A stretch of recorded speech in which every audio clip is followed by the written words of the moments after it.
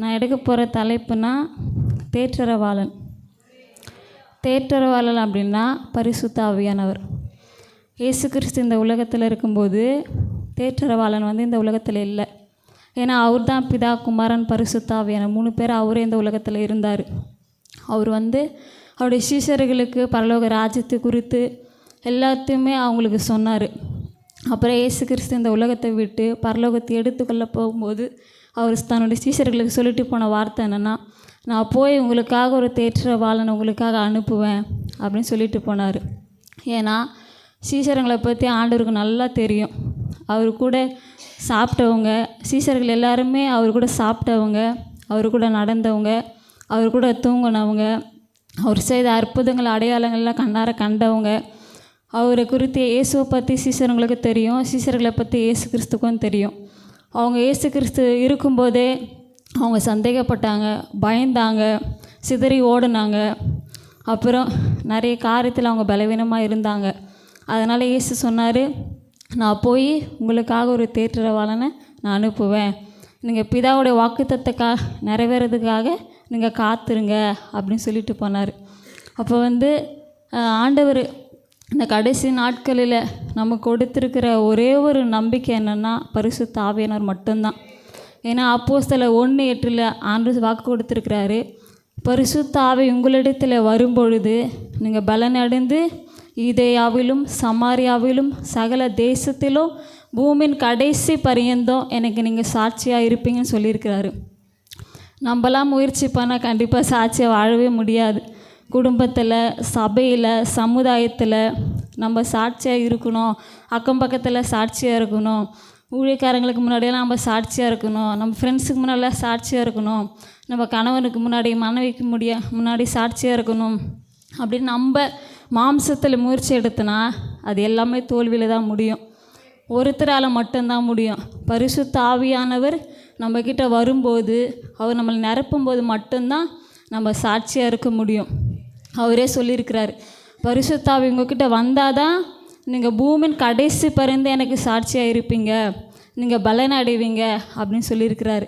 பலன்னா என்னென்னா, நம்ம சிந்தையில் பலனே இருக்காது, அப்பா பரிசுத்த ஆவியானவர் நமக்கு பலனை கொடுப்பாரு. நம்ம இருதயத்துக்குள்ளே பலனே இருக்காது, அந்த நேரத்தில் அவருடைய பலனை கொடுப்பாரு. நம்ம சரீரத்தில் பலனே இருக்காது, அந்த நேரத்தில் அவருடைய பலனை கொடுப்பாரு.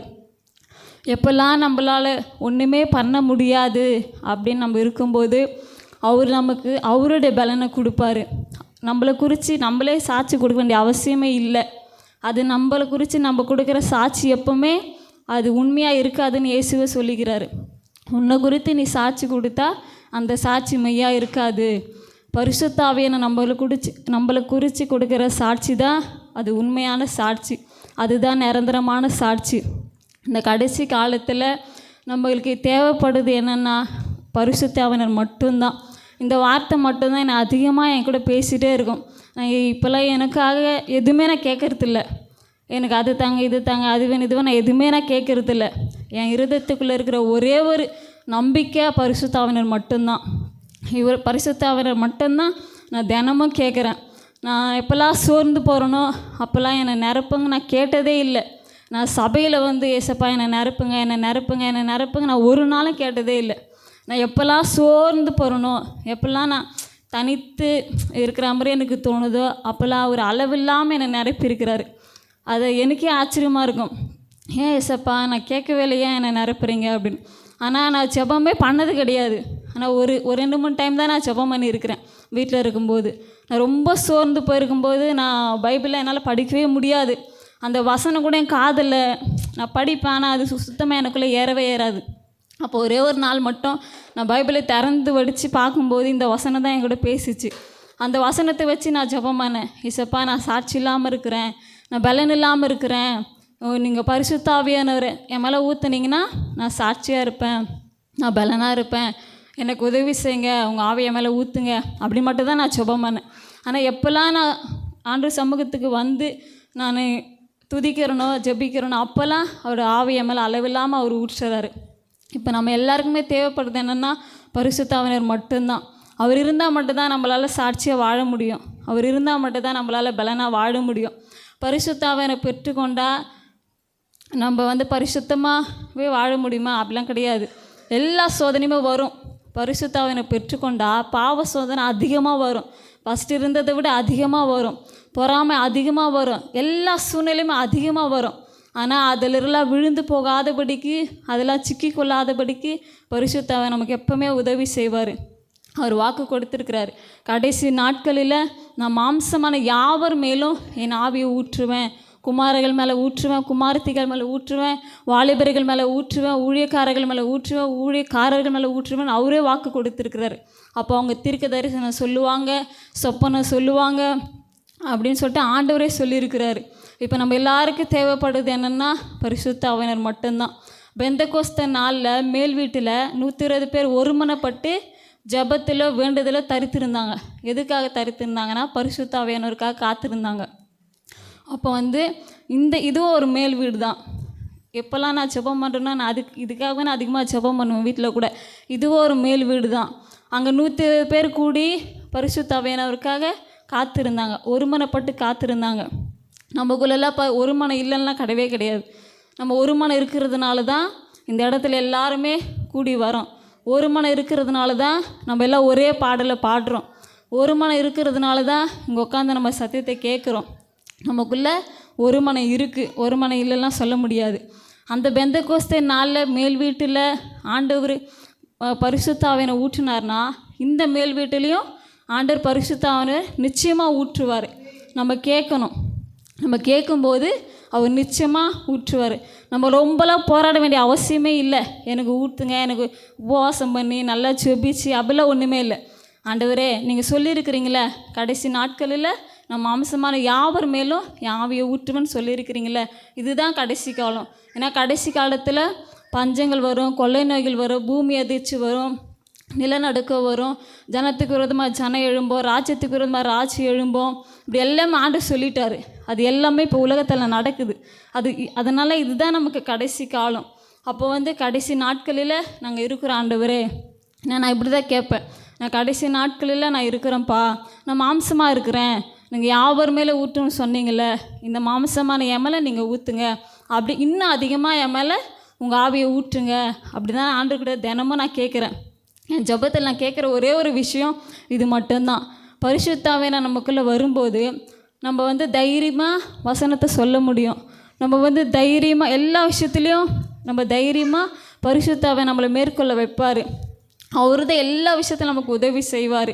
அதனால் பரிசுத்த ஆவியானவர் நம்ம கேட்கும்போது ஆண்டவர் நிச்சயமாக நமக்கு தருவார். அந்த மேல் வீட்டில் அந்த வீடு முழுவதையும் ஆண்டவர் அவரோட ஆவியினால் நிரப்பினார்னா இந்த மேல் வீட்டையும் நிச்சயமாக ஆண்டவர் நிரப்புவார். சபையில் பரிசுத்த ஆவியானவர் நிரப்பப்படலைன்னா சபை சாட்சியாக இருக்கவே முடியாது. ஊழியக்காரர்கள் மேலே ஊழியக்காரிகள் மேலே பரிசுத்த ஆவியானவர் ஊற்றப்படலைன்னா சாட்சியாகவே இருக்க முடியாது. நம்ம எல்லார் மேலேயும் பரிசுத்த ஆவியானவர் நிச்சயமாக ஊற்றப்படணும். நீங்கள் எல்லாருமே தினமும் சர்ச்சில் வந்து ஞாயிற்றுக்கிழமை எல்லாருமே ஒரு மனமாக இந்த இடத்துல உட்காந்து இருப்போம். ஒரே ஒரு நிமிஷம் மட்டும் ஜெபம் பண்ணுங்க. ஆண்டவரே கடைசி நாட்கள் இருக்கிற என் மேலே, மாம்சமாக இருக்கிற என் மேலே உங்கள் ஆவியை ஊற்றுங்க. இந்த ஒரு விண்ணப்பத்தை மட்டும் பண்ணுங்கள். கண்டிப்பாக எல்லார் மேலேயுமே அவரோட ஆவி கண்டிப்பாக ஊற்றுவார். வாலிபர்களாக ஜெபம் பண்ணுங்க, குமாரர்களாக ஜெபம் பண்ணுங்க, குமார்த்திகளாக ஜெபம் பண்ணுங்க, ஊழியக்காரங்க ஜெபம் பண்ணுங்க, ஊழியக்காரங்க ஜெபம் பண்ணுங்க, மூப்பர்கள் ஜெபம் பண்ணுங்க. நிச்சயமாக ஆண்டவர் ஊற்றுவார். இந்த சபை மூலமாக ஆண்டவர் அநேக அற்புதங்களை செய்வார். ஏன்னா ஆதி அப்போஸ்தலர் காலத்தில் பரிசுத்த ஆவியானவர் நிரப்பப்பட்டதுனால தான் பயந்த பேதுரு பயந்து மறுதளிச்சார். அப்புறம் என்ன பண்ணார், மனங்கசந்து அழுதார் தான் செய்த தவறுக்காக, ஆண்டவரை காட்டி கொடுத்துட்டுமே அப்படின்னு. அப்புறம் பாவியாக மனுஷன் ஆண்டவரே என்னை விட்டு அகன்று போங்க அப்படின்னு சொன்னார். அப்படிப்பட்ட பேதுரு பின்வாங்கி மறுபடியும் மீன் பிடிக்க போயிட்டார். அப்படிப்பட்ட பேதுரு மேலே பரிசுத்த ஆவியானவர் ஊற்றப்பட்ட பொழுது என்ன பண்ணார், ஒரே நாளில் அவருடைய பிரசத்தை கேட்டு 3000 பேர் ரட்சிக்கப்பட்டாங்க. அதே போல் பரிசுத்த ஆவி தான் நமக்கு ரொம்ப மெயின்.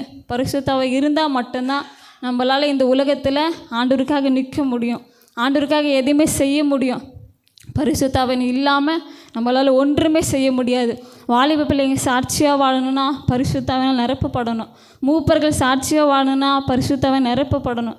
ஊழியக்காரங்க விழுந்து போகக்கூடாதுன்னா பரிசுத்த ஆவியானவர் ஊற்றப்படணும். ஊழியக்காரங்கள் விழுந்து போகக்கூடாதுன்னா பரிசுத்த ஆவி ஊற்றப்படணும். எங்கள் குடும்ப ஜெபத்தில் கூட பரிசுத்த ஆவியானவர் கேளுங்க. தனிப்பட்ட விதத்தில் ஜெபம் பண்ணும்போது பரிசுத்த ஆவியானவர் கேளுங்க. எல்லாரும் கூடி வரும்போது பரிசுத்த ஆவியானவர் கேளுங்க, நிச்சயமாக அவர் ஊற்றுவார். ஏன்னா இதை தான் நான் தினமும் ஆண்டவர்கிட்ட கேட்குறேனே. அப்போ தான் நமக்குள்ளே பலன், எல்லா விதத்திலும் நமக்கு பலன் தருவார். நிறைய போராட்டம் வரும், நிறைய பிரச்சனை வரும், பாடு வரும், நிந்தை வரும், அவமானம் வரும், நெருக்கம் வரும், எல்லா சோதனையும் நமக்கு வரும். ஆனாலும் பரிசுத்த ஆவியானவர் நம்மளுக்கு உதவி செய்வார். அதை மேற்கொள்ள நமக்கு உதவி செய்வார். பரிசுத்தாவில் நிரப்பப்பட்ட நம்மளை கொலை கூட செய்வாங்க. ஃபஸ்ட்டு இருந்ததை விட அதிகமாக நம்ம மேலே பொறாமைப்படுவாங்க. ஏன்னா இயேசு கிறிஸ்து தன் சொந்த ஊரில் போய் பிரசங்கம் பண்ணும்பொழுது அங்கேருந்து ஜனங்கள் என்ன பண்ணாங்க, இவனுக்கு இப்படிப்பட்ட ஞானம் எப்படி வந்துச்சுன்னு சொல்லிட்டு பொறாமைப்பட்டு அவர் என்ன பண்ணாங்க, கொலை செய்கிறதுக்கு மலை மேலே தள்ளிட்டு போனாங்க. அவரும் பரிசுத்தாவினால் தான் நிரப்பப்பட்டிருந்தார். அவரும் ஞானஸ்தானம் எடுத்திருந்தார், பரிசுத்தாவில் நிரப்பப்பட்டிருந்தார். அப்புறம் ஸ்தேவான் பரிசுத்தாவினாலும் வல்லமையினாலும் நிரப்பப்பட்டு இருந்தார். கடைசியில் என்ன பண்ணாங்க, அவர் கல்லெறிஞ்சு கொலை பண்ணாங்க. அவர் எதுக்காக நின்னார்? ஆண்டவருக்காக தான் நின்னார். பரிசுத்தாவினை பெற்றுக்கொள்ளும் போது அவர் ஆண்டவரே பரலோகத்தில் இருக்கிறத பார்த்தார்.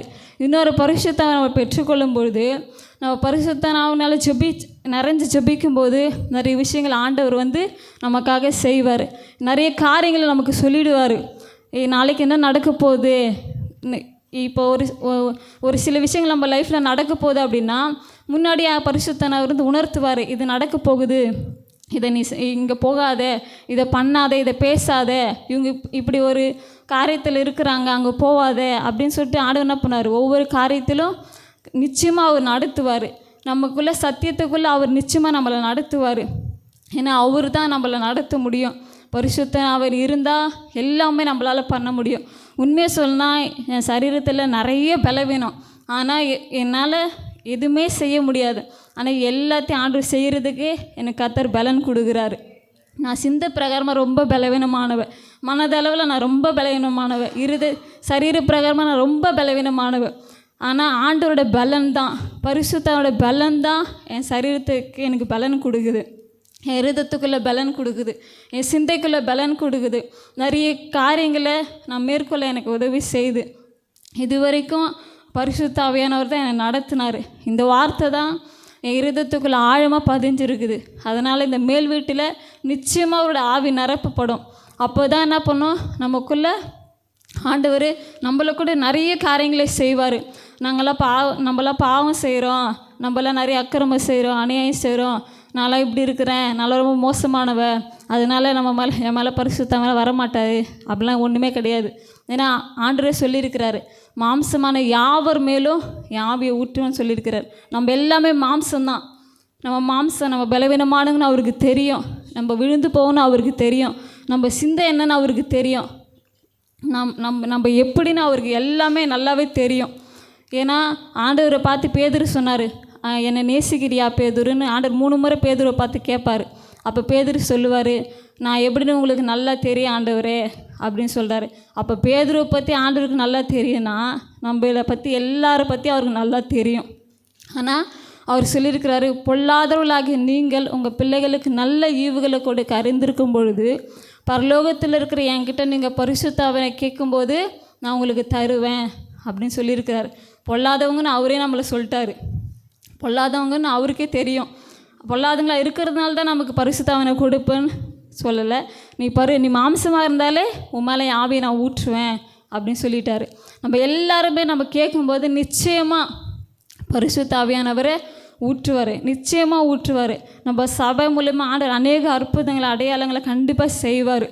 பரிசுத்த ஆவி நிரப்பப்பட்டதும்போது இயேசு கிறிஸ்து நாமத்தை பற்றி சொல்ல பயந்த பேதுரு யோவான்லாம் என்ன பண்ணாங்க, என்கிட்ட வெள்ளியும் இல்லை பொண்ணும் இல்லை, இயேசு நாமத்தினால நீ எழுந்து நடன்னு சொல்லிட்டு ஒரு சப்பானை எழுந்து நடக்க வச்சாங்க. மரித்தவங்களை உயிரோடு எழுப்புனாங்க. நிறைய அற்புதங்கள் அடையாளங்களை இயேசு நாமத்தினால செய்தாங்க. அது அவங்க பலத்தினால இல்லை, அவங்க பக்தினால் கிடையாது, பரிசுத்த ஆவியினால் மாத்திரம்தான் அது அவங்களால செய்ய முடிஞ்சுது. அதே போல் நம்மளாம் சாதாரண மனுஷங்க தான், நம்மளாம் பாவம் செய்கிற மனுஷங்க தான், நம்மளாம் விழுந்து போகிறவங்க தான், நம்மளாம் பலவீனமானவங்க தான். ஆனாலும் நம்ம மேலே அவரோட ஆவி வரும்பொழுது நம்மளை எல்லா விதத்திலும் அவரே நம்ம தேற்றுவார், அவரே நம்மளை ஆற்றுவார், அவரே நம்மளை வழி நடத்துவார். நம்ம உலக பிரகாரமாக சாட்சியாக இருக்க அவர் உதவி செய்வார், நம்ம ஆவிக்கிற பிரகாரமாக சாட்சியாக இருக்க நமக்கு உதவி செய்வார். பரிசுத்தாவை பெற்றுக்கொண்ட நிறைய போராட்ட பிரச்சனை அதிகமாக வரும். உங்களை அடிப்பாங்க, கொலை செய்வாங்க, கேவலமாக பேசுவாங்க, செய்யாத பழியெல்லாம் போடுவாங்க, எல்லாமே வருங்க. ஃபஸ்ட்டு இருந்ததை விட நீங்கள் நல்லவங்கன்னே சொல்ல மாட்டாங்க. பரிசுத்தாவை பெற்றுக்கொண்டா நீ நல்லவன், நீ வந்து இதுவே உங்களை குறித்து நல்ல இதுவே சொல்ல மாட்டாங்க. எல்லாமே ஆப்போசிட்டாக தான் இருக்கும். ஆனால் ஏன் அப்படின்னா ஆண்டவரே சொல்லியிருக்கிறாரு, அவங்கள வந்து உங்களை எதுவும் சொல்லலை, உங்களுக்குள்ளே இருக்கிற என்ன தான் சொல்கிறாங்க, அதனால் அதை குறித்து நீங்கள் கவலைப்படாதீங்க அப்படின்னு ஆண்டவரே சொல்லிட்டு போயிருக்கிறார். அதனால் நம்ம எல்லோரும் பரிசுத்தாவியை கேட்கும்போது அவர் நிச்சயமாக தருவார். இந்த கடைசி காலத்தில் நம்ம ஆண்டவருக்காக நிற்கணும் அப்படின்னா, ஆண்டவருக்காக நம்ம வாழணும் அப்படின்னா, ஆண்டவருக்காக தைரியமாக நிற்கணும் அப்படின்னா, ரத்த சாட்சியாக கூட நம்ம மறிக்கிறதுக்கு ஆயத்தமாக இருக்கணும்னா நமக்கு ஒருத்தர் தான் தேவை. பரிசுத்த ஆவியானவர் மட்டும்தான் நமக்கு தேவை. நம்ம தண்ணியினால் முழுகி ஞானஸ்தானம் எடுத்துட்டோம், ஆனால் பரிசுத்த ஆவியினால் நம்ம ஞானஸ்தானம் எடுக்கணும். ஜலத்தினால் ஆவியினால் பிறந்தால் மட்டும்தான் நம்ம பரலோக ராஜ்யத்துக்கு போக முடியும். நம்ம எல்லோரும் தண்ணியினால் ஞானஸ்தானம் எடுத்துட்டோம், ஆனால் இன்னும் ஆவியினால் நிறைய பேர் ஞானஸ்தானம் எடுக்கலை. அதை எடுத்தால் தான் நம்ம பரலோகம் போக முடியும்னு ஆண்டவரே சொல்லியிருக்கிறாரு. அதனால் நம்ம இந்த பரிசுத்த ஆவியினால் நம்ம நிச்சயமாக ஞானஸ்தானம் எடுக்கணும். நம்ம சபையார் எல்லாருமே எடுக்கணும், வாலிப பிள்ளைங்க எல்லாருமே எடுக்கணும். அது நம்ம கேட்கும்போது கர்த்தர் நிச்சயமாக தருவார், ஆண்டவர் நிச்சயமாக தருவார். ஏன்னா அவர் பொய் சொல்ல மனுஷன் இல்லை, மனமாற அவர் மனுபுத்திரன் அல்ல. அவர் சொல்லியும் செய்யாது இருப்பாரோ, அவர் வசனித்து நிறைவேற்றாது இருப்பாரோ, அவருக்கு நம்ம கேட்டால் நிச்சயமாக கொடுப்பார். நீங்கள் ரொம்பலாம் போராட வேண்டிய அவசியமே இல்லை. என் மேலே ஊற்றுங்க, நான் எப்படி இருக்கிறேன், பலவீனமாக இருக்கிறேன் அப்படிலாம் ஒன்றுமே இல்லை. மாம்சமாக இருக்கிறேன், என் மேலே ஊற்றுன்னு சொல்லிட்டீங்களா, என் மேலே ஊற்றுங்க அப்படி மட்டும் கேளுங்க. வேறு எதுவுமே நீங்கள் கேட்க தேவையில்ல, நிச்சயமாக அவர் நிரப்புவார். ஆண்டவரே, இந்த வார்த்தைக்காக உமக்கு நன்றி செலுத்துக்கிறப்பா. இயேசுவே, கடைசி காலத்தில் மாம்சமான யாவர் மேலே ஆவியை ஊற்றுவேன்னு சொன்னீங்களே ஆண்டவரே. அப்போ அந்த மேல் வீட்டில் 120 பேர் ஆண்டவரை ஒரு மனப்பட்டு ஜெபத்தில் வேண்டுதல் தரித்திருந்த பொழுது ராஜா, அப்பா வானத்தில் இருந்து ஆண்டவரை இடிமுழக்கம் போல் ஒரு பெரிய சத்தம் உண்டாகி அந்த மேல் வீட்டை நிறைப்பனது போல் ராஜா. அப்பா இது ஒரு மேல் வீடு தான் ராஜா. நாங்களும் ஒரு மனப்பட்டு ஜபத்தில் வேண்டுதலும் பரிசுத்த ஆவியானவருக்காக காத்திருக்கும் பொழுது ராஜா, இந்த சபை முழுவதையும் நீங்கள் பரிசுத்த ஆவியினால் நிரப்புங்க ஆண்டவரே. அப்பா வாலிபர்கள் மீது நிரப்புங்க ஆண்டவரே. அப்பா மூப்பர்கள் மீது நிரப்புங்க ராஜா. குமாரர்கள் மீது குமாரத்திகள் மீது நிரப்புங்க ஆண்டவரே. ஊழியக்காரர்கள் மீது நிரப்புங்க ராஜா. நாங்கள் பலன் இல்லாதவங்க ஆண்டவரே. அப்பா நாங்கள் சாட்சியாக வாழ முடியாது ராஜா, நாங்கள் பரிசுத்தமாக வாழ முடியாது அப்பா. நாங்கள் எப்போ நான் விழுந்து போயிட ஆண்டவரே. எங்களை பற்றி எல்லாம் உமக்கு தெரிய ராஜா.